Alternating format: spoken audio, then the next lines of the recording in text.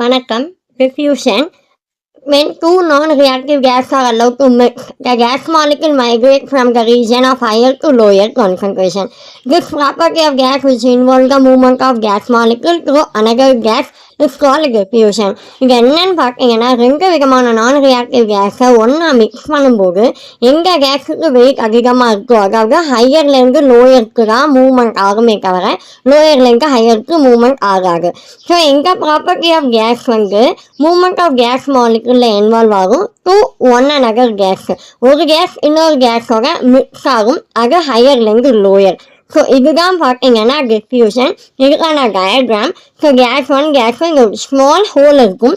So இது high கான்சன்ட்ரேஷனாக இருக்குது அப்படின்னா இங்கேருந்து தான் இங்கே மூவ் ஆகுமே தவிர லோலேருந்து ஹை ஆகாது. ஸோ ரெண்டுமே சேம் கேஸில் two variety of gas. So இது மிக்சிங் ஆகுது. This is diffusion. தேங்க்யூ.